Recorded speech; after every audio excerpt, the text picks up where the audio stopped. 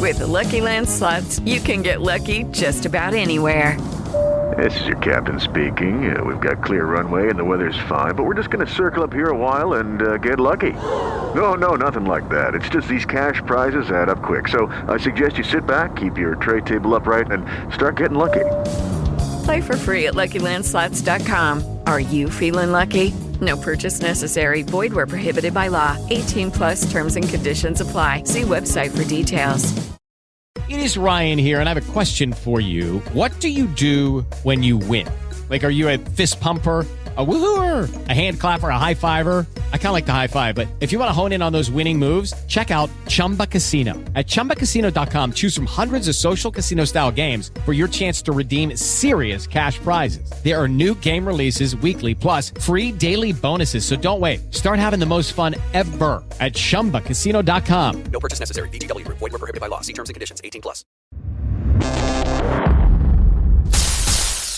Hi, Andrew Staten, and today we talk to John Little, the renowned John Little, about his new book, Bruce Lee, Wrath of the Dragon.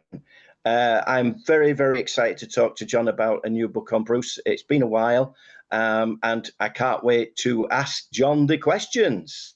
It has been a while, so what inspired you to actually come back to Bruce? Was this a book that had missed the library, the Tuttle Library, or was it something that you always had in mind, or where did this come from? No, it was never on the radar, really. In some respects, it's a book I've always wanted to write on Bruce, maybe above all other books. And the reason stems back, Andrew, to when you'll fully identify with this because you're the same era as I am. When the Kung Fu wave washed through our respective countries, it was unlike anything we had ever seen before. And you and I both went into the theaters and saw these films. That's how long ago it was. And you probably, like myself, had to sign up for martial arts lessons as first chance we got. We had to, and why? Because we wanted to learn to fight like that guy we saw on the movie screen. And I was no different. And where I lived in Canada, it was karate schools that were popping up everywhere. And one opened up in the corner of my street. So I begged the parents, of course, to enroll me, and they did. And once I went in, there was a poster of Bruce Lee up, and because, of course, Bruce took karate, but that's what the instructors in 74 and 73, late 73, 74 knew would get people in the door. So in the door I went, and I was diligent. I was going to every class several times a day because that's what I read Bruce Lee did. The only information, hard to believe, back then were the odd magazine that would come out about Bruce Lee. So you'd clutch that like it was holy writ, and back home you'd go, you'd read it 100 times over. You would then go and buy a second copy because the first one was all thumbed up. And that was the work copy. The other one was to be left alone. So anyway, I diligently went through these classes, believing at the time that this is what, of course, Bruce Lee did. And while I was waiting in the foyer for a class to start, I was by then a very respectable yellow belt, I'll have you know. A green belt who was about 35 came past and saw that I was talking to someone about Bruce Lee. And he inserted himself into the conversation and said, well, he couldn't fight. And I was flabbergasted, he must have been from another planet or something. So, then he proceeded to tell me that Bruce Lee never fought in a tournament. There's no record of him fighting anywhere. Anytime any Kung Fu practitioner went over to Thailand to fight, they usually left on a stretcher. And that Bruce Lee was all hype. He was not a fighter. And then he picked up a copy of Karate Illustrated and tossed it at me. and said, now that guy's a fighter. And I looked at the cover, and it was Joe Louis fighting, I forget who, he was in a tournament. Joe had a black gi on. He looked pretty good. He said, this guy's won, X amount of karate championships. And, he's the real deal. He's a fighter. And I didn't have a retort. I didn't know. I mean, the only books I had at the time that even referenced real fights, and very obliquely, were Linda's book, which in this country was released as The Man Only I Knew, Bruce Lee, The Man Only I Knew, and Alex Ben Block's book. Ben Block's book, I think, touched on a fight on a rooftop, an early rooftop fight, but that was over in about a sentence or two. And Linda's book maybe touched on, just as sparingly, maybe 3 fights. It was the boxing match, it was a rooftop fight, Wong Jackman fight, and maybe one with an extra on the set. That was about it. But again, if you put them all together, they might take up a page in a paperback. That was it. So in some respects, writing this book has been in the pipeline ever since I was 13 years old. That was an answer to this green belt. And I thought it would be really cool to have it between the covers of one volume, a reference guide to the fact that this guy could fight. And in truth, the green belt attitude, the attitude of that gentleman, continues to this day. And it's continued because nobody really has come forth to bring hard evidence to make a definitive case for the defendant, which was Bruce. So long answer to a simple question, but no, that's fantastic. I always interests me. When you started writing the book, where did you start? Where was you sort of like? Did you just go for the ones that you knew, or where did you start digging the information up from? I started chronologically, because I thought, well, at that point too, I wanted to jog my memory. Many years ago, when I was working for Joe Weider at Muscle and Fitness, I'd floated the idea to the editor-in-chief about doing an article on Bruce Lee's training methods. By then, I'd long given up the dream of becoming Bruce Lee, but I thought, I've never really seen anything on his training. There were some books out about martial arts training, but Bruce clearly did something beyond martial arts training to have the physique that he did. So I met with some resistance initially, but then he greenlit the article, and that gave me entree. So now I could contact these people I'd only read about, for years, and and pick their brain about how Bruce trained. But once I had them, I wanted to learn everything they knew about Bruce. The training was great. That was covered right off the top. But then it was like, how'd you meet him? What was he like? What martial arts techniques did he share with you? And above all, did you ever see him fight for real? Because in the back of my mind, I still had that green belt throwing that magazine at me, and I wanted to know if it was true. And the problem was, back then, I was on the outside looking in, just like, every Bruce Lee fan in the world. I didn't have access to these people. I didn't know better. I didn't know Bruce. I wasn't there in Los Angeles or Hong Kong when Bruce was doing his thing. So when people would subsequently come on television, like Chuck Norris, and say, well, I was a world champion, Bruce, he was an actor. And when other martial artists followed suit and began to put him down in a very large public forum, I wanted to challenge those opinions that they put forth. And the problem was, these guys knew Bruce. So it gave them more authority to make it almost looked like they were being objective, because They knew him. They appeared in some cases in films with him. And yet here they were diminishing him as a martial artist or as a real fighter. And it carried weight. I mean, these broadcasts were shown to millions, tens of millions of people throughout North America.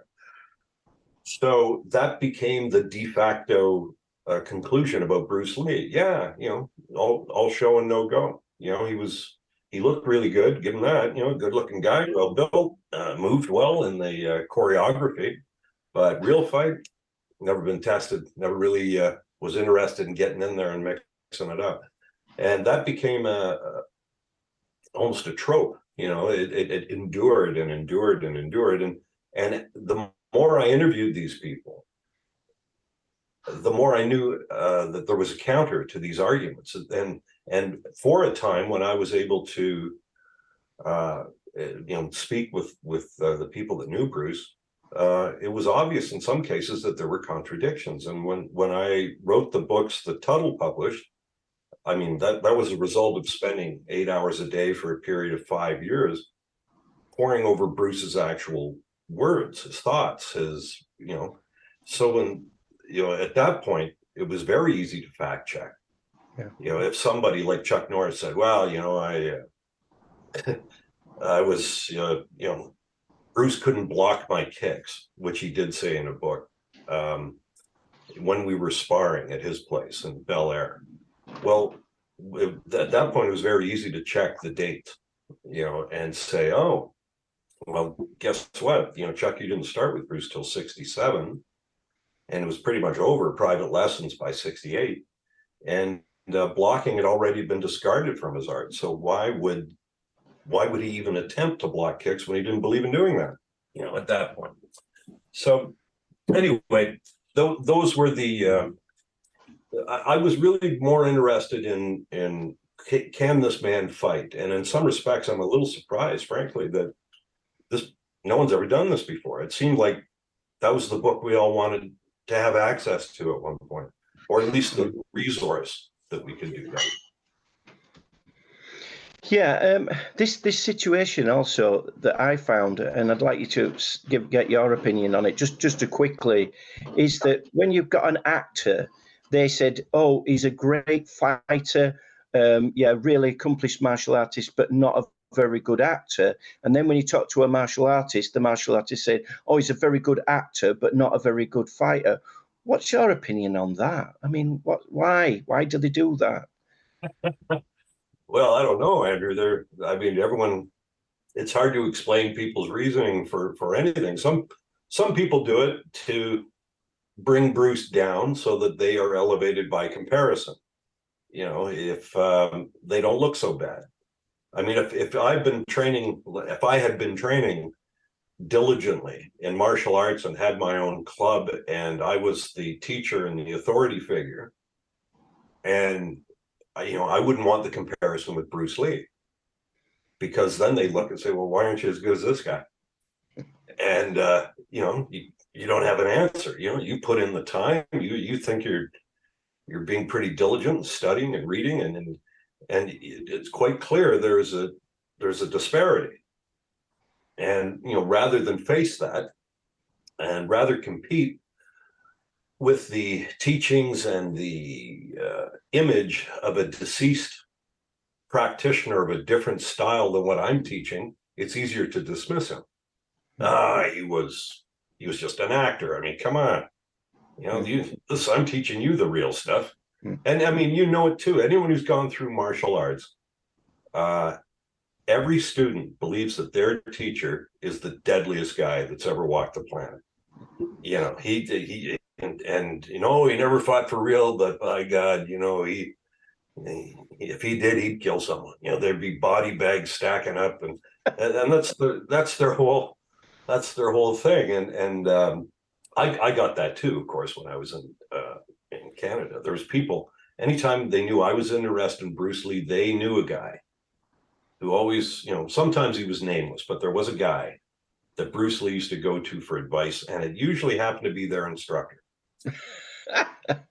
All the way in Canada, Bruce says, oh, what do? I better fly to Canada get some insights on how to fight. So in the book, you've done an awful lot of research, and it's a really wonderful read. I found it, I'll have to read it again just to take it all in. But in your opinion, when you were doing the research, which of the fights really grabbed you the most in the book? Which one was sort of like, yes, this is telling the story that I want to tell? wow. Or was it all of them? I don't know that there was one fight. I was impressed with the boxing match, actually, because there hasn't been a lot of information on that. His one at San Francis Xavier when he was a teenager. That was interesting. It was interesting that he used Wing Chun in the boxing match. That came to light, I'd say, fairly recently, within the past 10 years or so, by Rolf Klausnitzer, who was a witness to it. And then there was other information from people, an old newspaper clipping, very faded, no date, no attribution as to who the publisher was, that listed it that night. The fights between the interschool boxing for the interschool boxing championship. But there were the one that I really put a lot of time researching and forming a database and a chronology of when certain comments about this fight appeared was the Wong Jack Man fight. Yeah. It seemed every time, another decade passed, suddenly people were remembering things, and usually they were Wong Jack Man students. I explained in the book a little bit about the timeline and the back and forth, sort of who held center stage for the discussion of that fight and what happened over the decades. But it just got. I think I ended up with 80 pages of research notes on that. Wow. And then what I would do was try and find matching where certain testimony corroborated each other. That was given a higher sense of probability than a student who recalled something independently, 30, 40 years later. But that was what I did. I tried to keep track and look at it. Okay, and let's look at when it started. How did it start? What were the techniques that were thrown?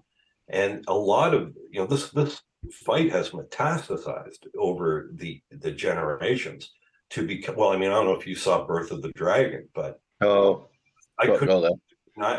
I liked Philip's performance. I thought he did well, and it was cool that he had the authentic type of Wing Chun that Bruce used, but the image of Wong Jack Man as this robed monk with insight and wisdom that had come to America, flying through the air, the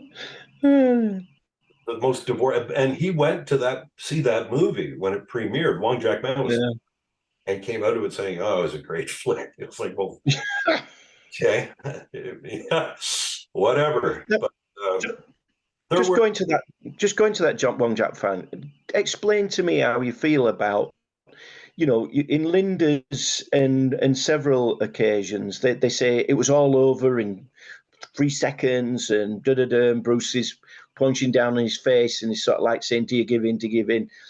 And then there was another one where it went on for hours, and stuff like that. Yeah. How did you pick out what's real? You know what I mean? From what was, I was looking for what was corroborated, and more importantly, looking for what was corroborated by hostile witnesses. David Chin, for example, who was clearly on Wong Jack Man's side of the ledger. He was the guy who set the whole thing up on behalf of the Chinatown Seafoods. So when he eventually, because earlier he wasn't, but eventually capitulated that Bruce won, that Wong Jack Man gave up, that the fight was over very quickly, that Bruce did in fact hit Wong Jack Man.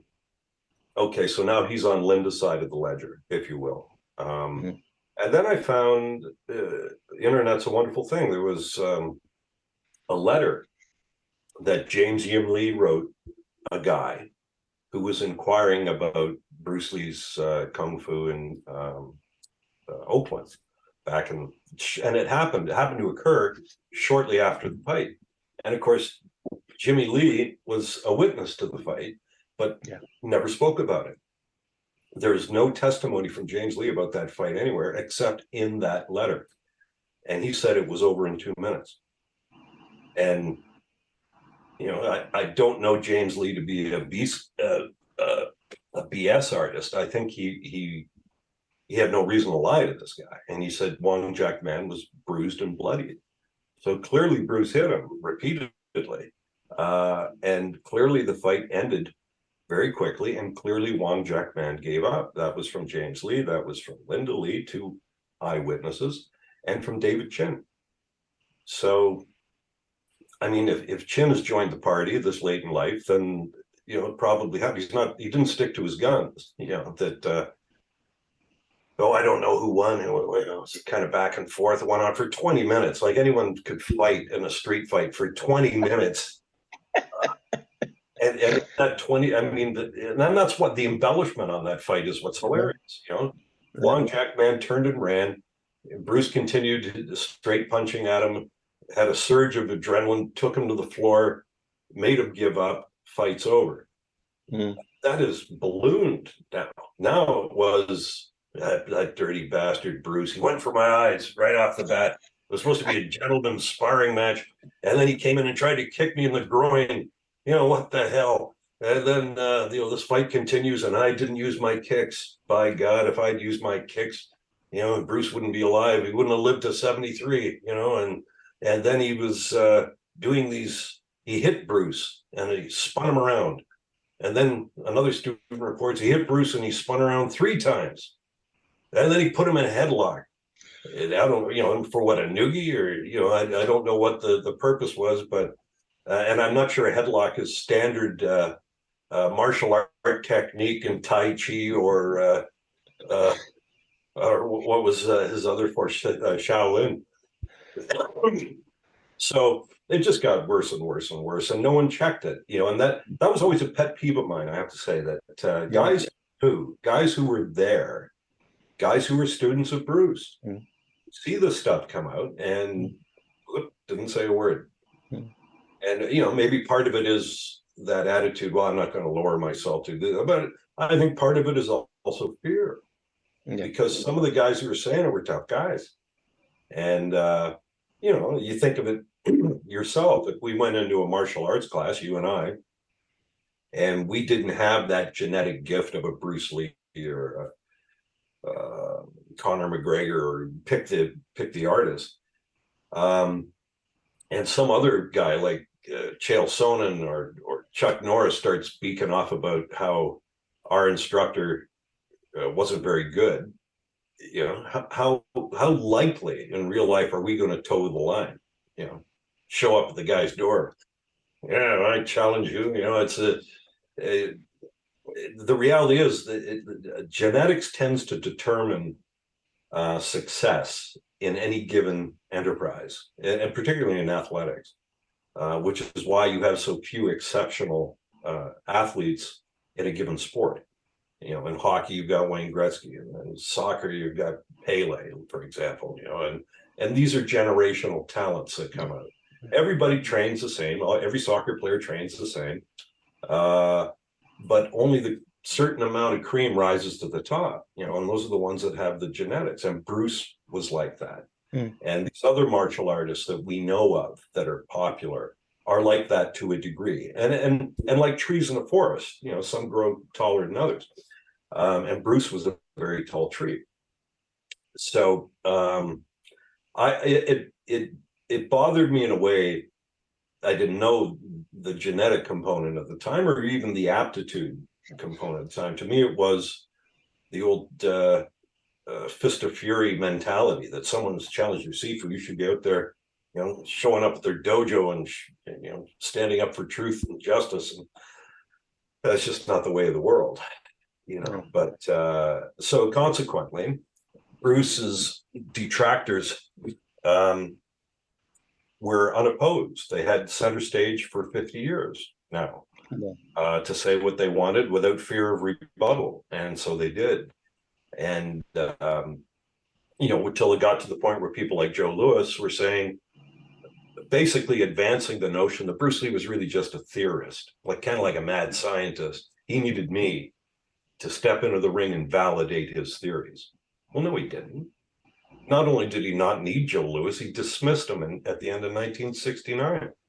Bruce seemed to do okay without him. But this is what was being floated by. And if you are at a seminar and Joe Louis, for example, is teaching, you're in awe because this guy knew Bruce Lee. And he was on the cover of the magazine, and he had a strange but short movie career himself. And he was a world champion, and he got into kickboxing, and he knew Bruce Lee, and everything he says has got to be true. Well, no, it doesn't, and so much of it was marketing. And one of the things that really struck me throughout the book is how much of this is money driven, marketing driven, always has been. And martial arts is no exception. We in the West always tend to think in romantic terms about martial arts being free from the taint of money. But in reality, money has changed hands ever since, dojo doors swung open. And that's going back hundreds of years, which really is about as far back as you can accurately trace any martial art, especially coming out of China. So, Wong Jack Man was looking to make money. He wanted to open a school in the case of Wong Jack Man. The Chinatown Sifus in San Francisco, they didn't really have a beef with Bruce bad-mouthing Chinese martial arts, the traditional arts. That's been going on everywhere and always, even in China. A new guy comes to town, hotshot martial artist, sets up a kun, and how do you get business? Well, everything else here is crap. I'm the only guy that can teach you the real, the iron fist technique, or you name whatever he's selling. And consequently, that ruffles the feathers of a few people. And why does it ruffle their feathers? Because it's cutting into business. Yeah, absolutely. And thus money out of their school. And that's what Bruce was doing in San Francisco when he spoke at the Sun Sing Theater. He didn't challenge everybody from the theater, as Rick Wing and Charles Russo and later Matt Pauly indicated. The earliest evidence is that he just said, hey, I got a new school. If you're interested in learning more about it, come across the bridge to Oakland and I'll be happy to teach you, basically. But that's what he said. But in order to entice Wong Jack Man into a fight, who didn't know anything about Bruce and wasn't there at the Sun Sing Theater when he did his demonstration, they had to pitch it to him in a way that was enticing to Wong Jack Man. One is, hey, I understand you want to open a school. Well, a lot of people in this community could help make that happen. We can drive a lot of traffic your way, but we got a problem, which we really smile if you could take care of for us. And so I think it was all money driven. Bruce wanted money. James Lee wanted money. Art Wong or T.Y. Wong wanted money. And Wong Jack Man, and everybody wanted that pie, and so there was a business rivalry. It wasn't an ethical rivalry. How dare you say this about the Chinese martial arts? They said it themselves. So, moving on with the book, great to see about the Wong Jack Man and stuff like that. Some of the fights were very, very short. Do you think that's all down to the usual that we know, speed, power, and timing? Absolutely. Do you feel as that was the key to it? Oh, I think so. Bruce, that was his attribute, was speed, like preternatural speed. And the thing is, Jesse Glover, whose book on Bruce I still consider to be the best one ever written, between Wing Chun and Jeet Kune Do. Jesse was a psychology student as well as a martial artist, and one of the things that he really focused on was reaction time, or reaction lag. So you throw a technique at me, my subconscious automatically goes into hyperdrive to process what is going on. Is it a threat? Is it not a threat? Is it close enough that it's going to hit me? Should I backstep? Should I sidestep? Should I parry? Should I throw my hands up? What should I do? And even though this occurs like that, the problem is it's reacting to something. So there is a lag time between when the technique is launched and that process goes into motion, and then you react. And that always played to Bruce's favor, because if you have incredible speed, like in the book, I mentioned what the actual speed was when Jesse timed him, but I believe it was something like 8 or 500ths of a second from 8 feet away that he could hit you. You can't stop that. It's incredible. You can't even react to it. By the time you reacted to it, which people told me over and over and over again, Bruce was 15 feet away from you. He'd already hit you. So when you have that kind of speed that he can release at a heartbeat, and he also had the perception to know exactly when you were most vulnerable for the strike. You combine those two, and he knew how to close the distance really quick. You have those features, and you have a guy that is next to, if not impossible, to stop. And you can say what you want about Chuck Norris and Joe Louis, both of whom went on to film careers, but you watch their films, you watch their fight sequences in the films. When you come away from watching those, the first word that pops into your head isn't fast. It's like, wow, they were so fast. Never. So they were, in some cases, if you watch the footage of any of those old karate matches, it was all stationary, maybe north and south, up and down. And then they'll launch the move. There was no lateral movement. There was no, a very limited arsenal.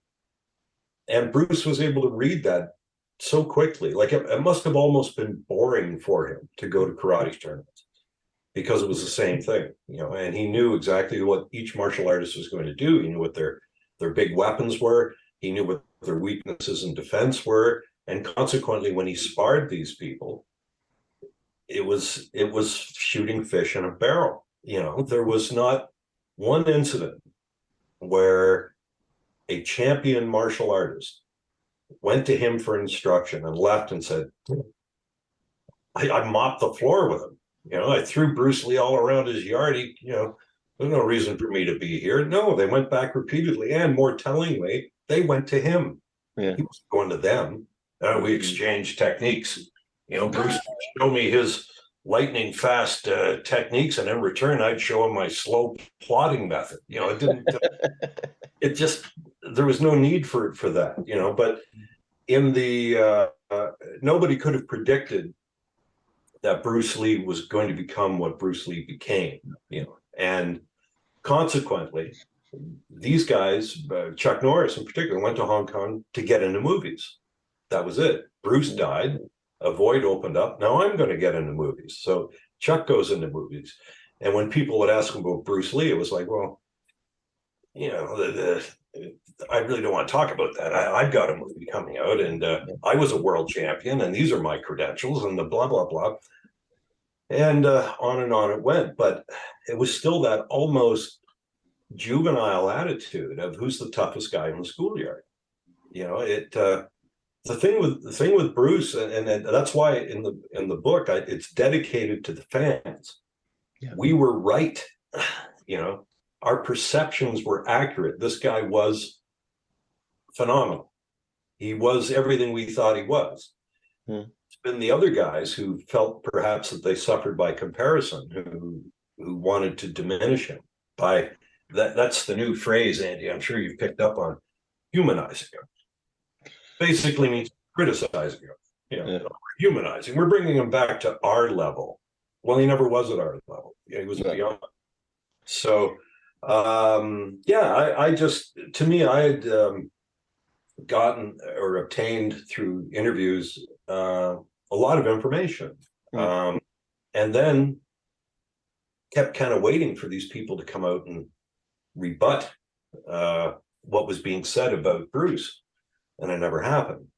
And then some of these people died, and it was like, well, if this doesn't come out, then it's taken to their grave. If I didn't share what they told me. So anyway, this is an attempt to set the record straight, and it's also presented as the case for the defendant. Yeah, absolutely.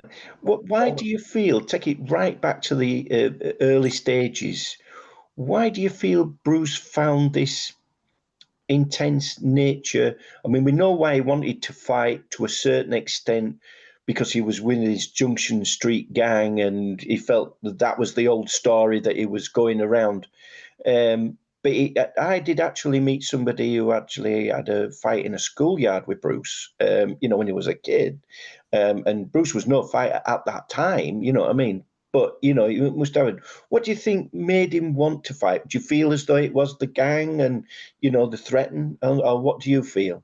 No, I think it preceded that. I honestly believe that it was both environmental and biological factors that instilled that in him.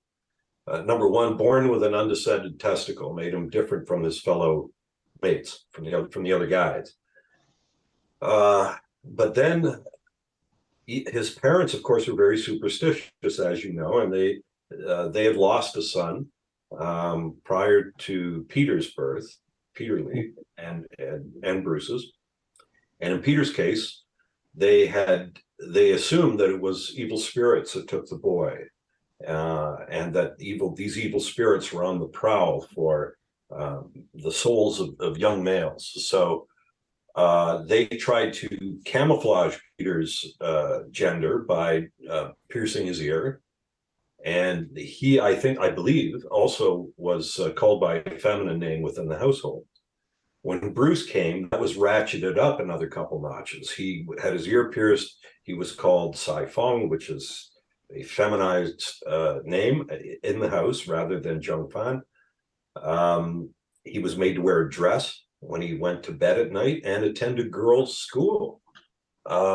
So this gender subterfuge endured with Bruce for 9 years. It was only his 9th birthday party when they dropped the pretense and said, okay, I think you're safe.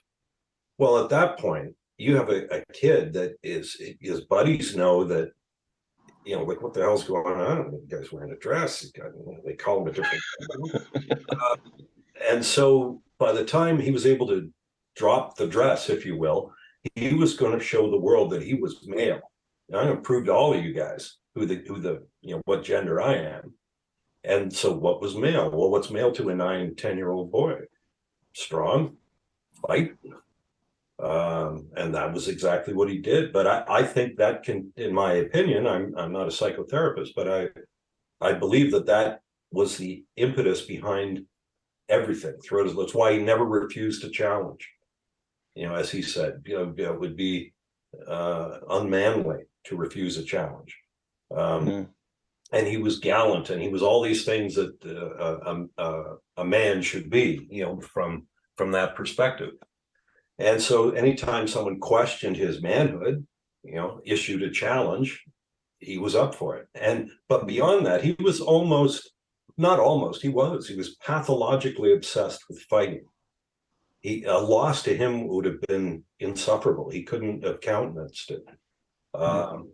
It would have been devastating. So what did he everything was devoted to fighting, figuring out how to beat anybody in the room. He went to a party, who's going to be a potential problem here? Can I fight this guy? What would I do against this guy? What's his strengths? What's his weaknesses? That was going 24/7, and as you know too, other things. I mean, he'd go home, and when he was in Hong Kong in the 70s, and as Bolo said, put on the headset and listen to dripping water, and then crank up automobile and airplane traffic and focus so he could just hear the water dripping, so that his attention, his focus was riveted.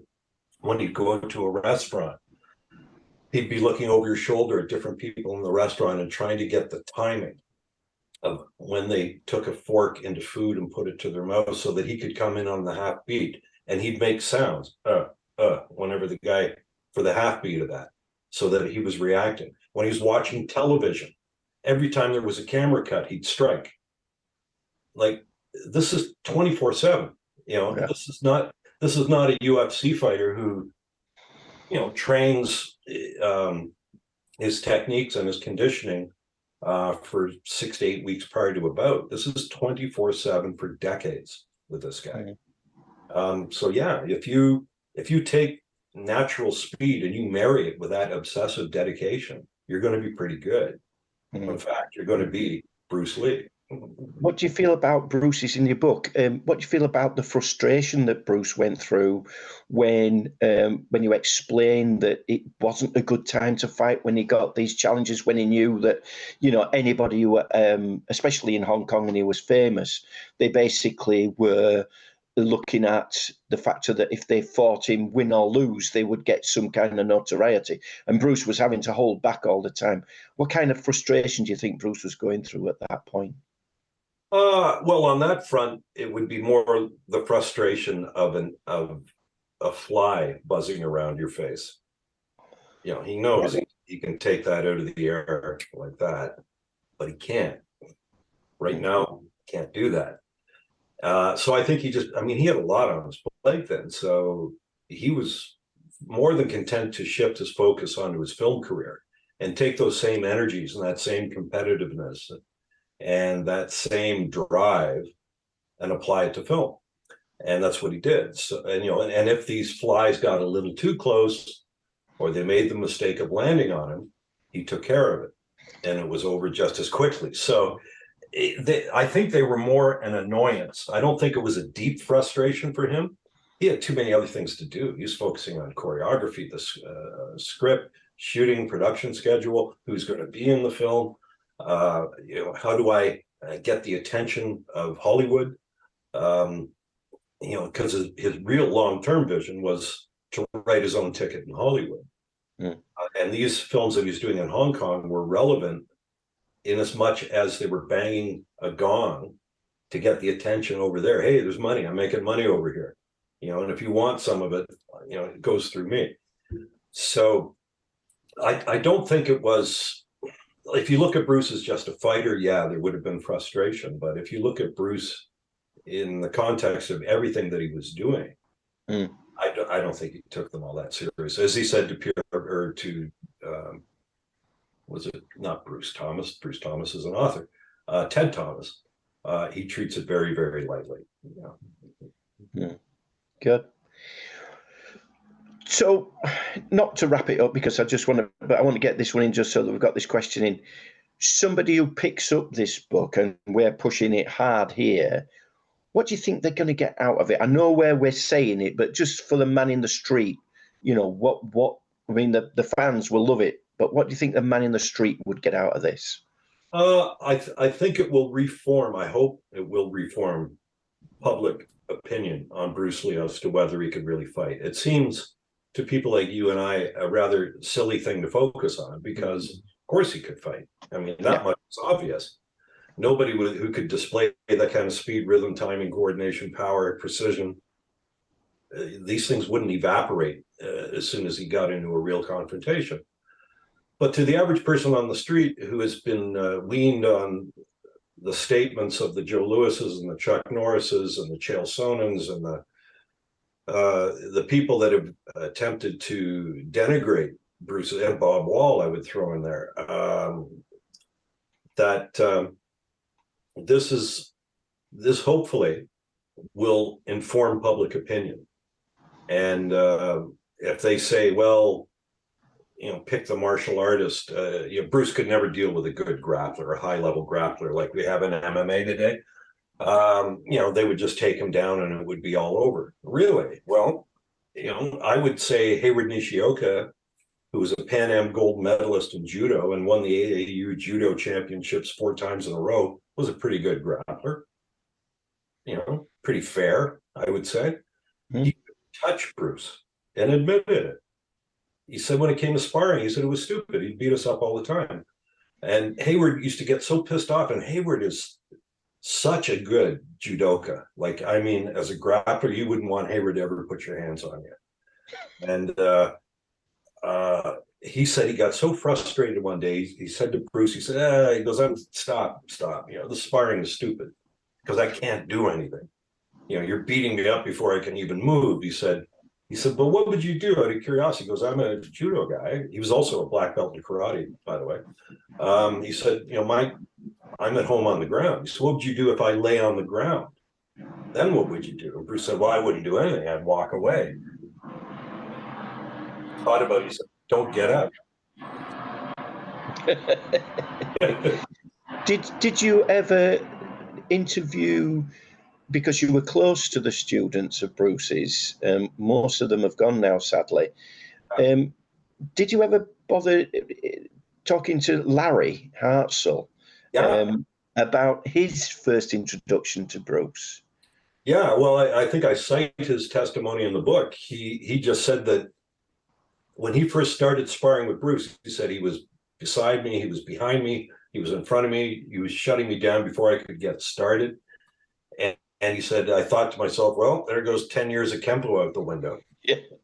You know, and that was true. But interestingly enough, you know, Joe Louis calls his students and Joe referred to himself as the guy who originated kickboxing in North America, pioneered it. Larry Hartzell was fighting kickboxing in 1968, 2 years before Joe Louis did. And I was going to go into more detail on this in the book, but I thought, this is veering off the thesis. Yeah. But what was kind of interesting was that there was a kickboxing match in San Francisco, I believe at the Civic Auditorium. And Larry went to Bruce and said, hey, I want to go in this. And Bruce said, okay, cool, I'll train you. And he wrote out a training program, which I think I published in Art of Expressing the Human Body, with road work and what to do and blah, blah, blah. And Larry followed it diligently and went to San Francisco. Well, Larry apparently knocked out a guy. But when the guy was on his knees, I think Larry kicked him or something and knocked him out. And it was the promoter's guy that got knocked out. So Larry got disqualified. But Bruce was incensed about this. He wanted an investigation. He wrote to Leo Fong and said, you know, it's going to be exposed in Black Belt magazine. And, you know, these guys, because as far as Bruce was concerned, all the kickboxing, that none of these guys really knew what, like, as far as full contact sparring, there weren't many people that were doing it apart from his guys, right? So what's interesting, though, is that some of the people in the judging panel were from San Francisco's Chinatown, who still harbored a grudge about how Bruce had, you know, basically declawed the Tigers in Chinatown many years before that, or at that point, it wasn't many years, it was probably 4 years. But that they didn't forget. And there's no way a student of Bruce Lee's was going to come into Chinatown and win a tournament. But that was Larry Hartzell. Yeah. What was the most interesting fight from your perspective as a guy who's been in the Bruce Lee game for a long time? As I say, with me, it's the way that you really put to bed the Wong Jiangban fight. For me was just thank you. You know, that was just thank you. Somebody's just brought it all together and done enough research to say this is how it was. Because I think it's the one thing that we had all the time, you know, shoved down our throats. And, you know, one minute it was, you told it was, as I say, it was, you never could actually get to the bottom of actually what actually happened. And you wanted to believe Linda so much. And then you get somebody sort of like, oh, no, that's rubbish. You didn't do this. And, you know, and it was such a short fight. But I found that looking at everything, including when we're talking about Larry, because when I interviewed Larry, because I brought this subject with Larry, and I said to him, I said, Larry, there's these people who say Bruce can't fight. He says, they weren't there. Yeah. He says, they weren't there. He says, my first introduction to Bruce was Bruce walked into the Kempo whatever, dojo, whatever. And Larry was the guy that actually looked after, anybody idiots coming in. Larry was the guy. He was huge. I mean, when we talk about Larry, we met Larry. He's huge. He's a huge man. He's not little. A guy that was Charlottesville, took 2 bullets while he was chasing after somebody and still got him. He's the man. And Larry said, I walked up and I saw this little Chinese guy come up, and I thought, this guy's mincemeat. And he says, next time, when he went for Bruce, he says, next time I was looking up at him, and Bruce saying, are you giving in? And that was it. And the other person who claimed he wasn't Bruce's friend, but I find that a little bit difficult, was James DeMille. James DeMille. He was a professional boxer for the USAFA Alaskan. He shoved it down my throat that he was Alaskan champion and stuff. And he was in Seattle, and Bruce, he went up and he saw this little Chinese guy on the stage, and he thought, I'm going to have this guy. Walked up to Bruce, and he started going for Bruce, and next thing he's looking at Bruce, and he was so upset. He was so upset because this little Chinese guy had beaten the crap out of him, and that was it. And that's what your book does. It actually puts the stamp on all that. You know what I mean? And that was that. I think it, in some respects, it justifies what has become our mutual obsession. Some trees are taller than others, and Bruce was a tall tree in the forest, above the canopy, and we recognized him as being a tall tree, a genetic anomaly, a rarity, and exceptional and fun to watch. And it's so cool to know that our perceptions, which have been so feverishly challenged over the decades, were correct. Absolutely.